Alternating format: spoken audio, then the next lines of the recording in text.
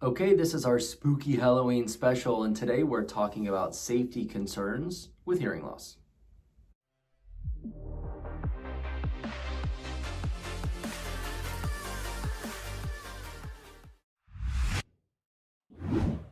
Hi everybody, I'm Dr. Michael Squires. And I'm Dr. Carly Squires. And this is Dr. Squires Squared. This is a channel where we have candid and casual conversations about anything and everything audiology. And if you're not sure what audiology is, make sure to like this channel and subscribe to it.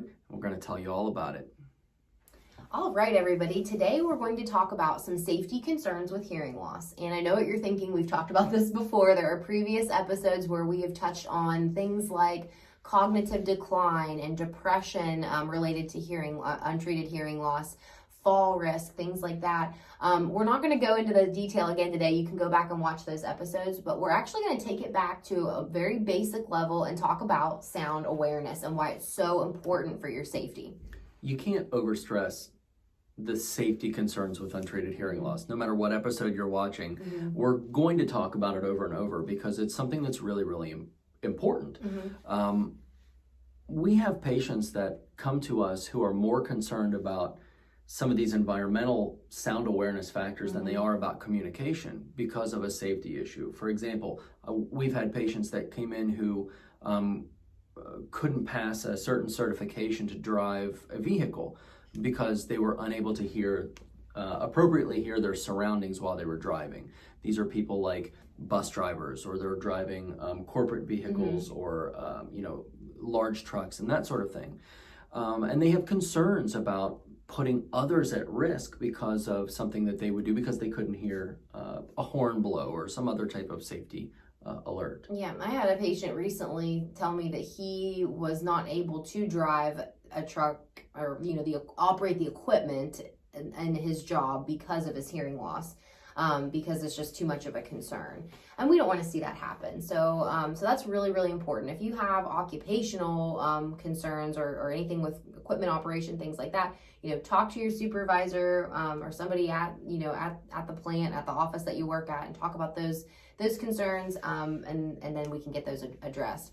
The second thing we see a lot is just in the home, safety concerns with awareness of sound. So for example, I know we've probably all seen this with a relative or someone. If you go into their house and they don't realize you walked in, we kind of joke about it and sneaking up on people like that, but it can be very scary, especially if the person that's sneaking in or sneaking up behind you is not welcome in your home or not expected.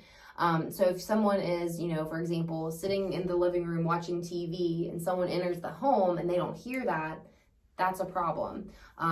So that's a really, really important thing to be aware of if you or a family member have concerns about being aware of your surroundings in that way. It's not uncommon. I mean, we've experienced this in our own lives many, many times over the past 2 years or so, with aging grandparents and just the distractions of life happening, that, with a hearing loss, those distractions take precedent, and then you're unable to kind of compensate for that to know what's happening in your environment. Right. So now that we've talked about some of those concerns on a bigger level, we talked occupational and brought it into the home at least. What are, I guess, in your opinion, what are some of the other things to be concerned about just in general life? What are some of those other safety concerns? I would say keep a lookout if you're not able to be easily woken up by a basic alarm clock. And I know there are some heavy sleepers out there, so that's not what I'm referring to. But I mean, really and truly, if an alarm clock if you're not hearing that and it's not waking you up, that's a concern. Doorbells, like if you're not hearing your doorbell, and there's some pretty quiet doorbells in some situations, and so kind of assessing that. Smoke detectors are really important. We all think of that as a very loud sound, but I do have some patients that have come in here and said, I can't hear it, or I'm concerned that if I'm asleep, it's not going to wake me up because of the amount of hearing loss that's there. So those are some things to watch out for as well. And you're a mom, so what do you think about concerns with being able to hear your child or the baby monitor? Oh, absolutely. We've been through that. I'm a very light sleeper and I'm up like that. But if you have a hearing loss, if you're you can be a heavy sleeper and that's not the case too. But you think about if you're a heavy sleeper, and then you have a hearing loss on top of that, a baby crying over a monitor, if they're not in the same room as you, that can be very concerning because you may not hear that. It might not wake you up. Right. So what do we do about it? The first step, as we will always say, is to talk to your primary care physician. Mm-hmm. Get some perspective on this from the medical community. Don't rely on what you're going to find online. Mm-hmm. Don't rely on what people are going to tell you in chat rooms and forums. Figure this thing out for yourself. Hearing loss is very individual, or very different for each individual. So talk to your primary care physician and get a referral to an audiologist. Find somebody that you feel really comfortable with, that you can start this journey with, because it's not a once and done kind of thing. It's not a go in and fix it and then be done with it. This is a journey, and you want somebody that you can trust and rely on to give you good and appropriate information for what you're experiencing right now. Yeah. So, second step after all that, get your hearing tested. And then there are a lot of options to walk through. Obviously, there are hearing devices like hearing aids that can help, certain hearing losses. But beyond that, if we're talking very specific, there are devices for some of those situations that we just talked about. And we're going to talk about that in our next episode. So Stay tuned.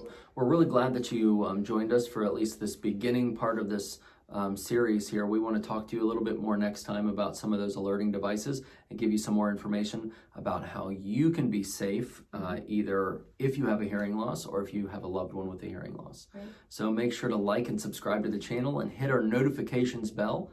And certainly if you have any questions, give us a call here at the office, 304-428-2403, or shoot us an email at info@hearwv.com. or leave a comment. Let us know how we're doing.